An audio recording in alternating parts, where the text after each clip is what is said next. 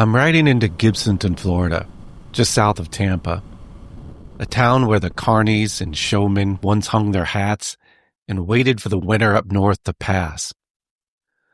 The perfect place to do repairs and maintenance on the tilt-a-whirls, Ferris wheels, and the trucks that towed them, and get some well-deserved rest and relaxation from 6 months of life on the road. If motorcycles are about freedom and rebellion, what better pit stop than the last haven for the ultimate outsiders?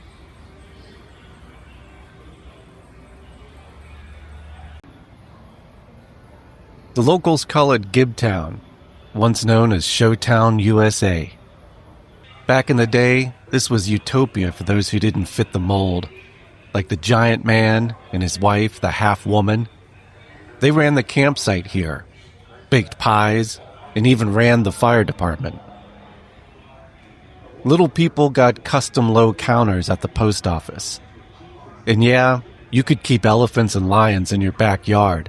Zoning laws be damned. It was a place where the extraordinary wasn't just tolerated, it was celebrated.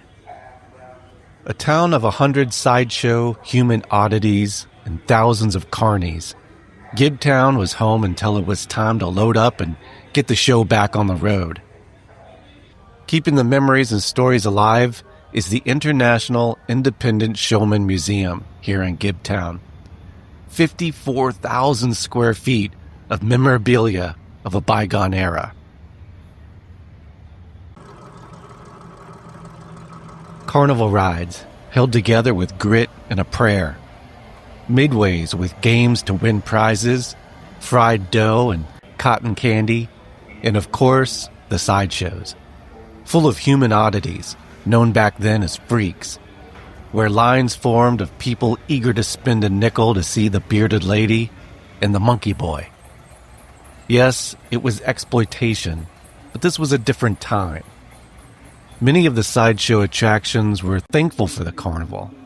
It gave them a purpose, a community, and a steady paycheck. There were also burlesque shows and fortune tellers that always knew just the right thing to say to a paying customer.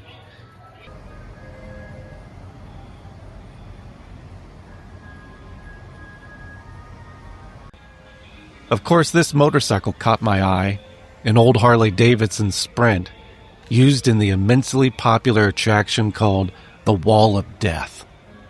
If you picture it being ridden by a weathered, tough-as-nails biker, you'd be mistaken.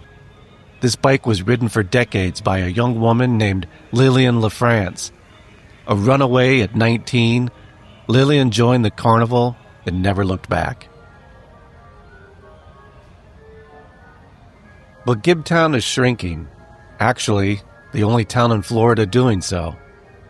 No more carousel factories, no more elephants and big cats in the backyards, waiting on the next season where the entire town loads the trailers and takes to the highway. There's not much to GIBTOWN these days as neighboring suburbia has swallowed up what little remained. Standing in front of the launcher for the human cannonball, with its vivid colors and rocket appearance, I can just imagine the look on the children's faces when this rolled into their town. I sit here at the Showman Cemetery, thinking about the lives that these people must have had.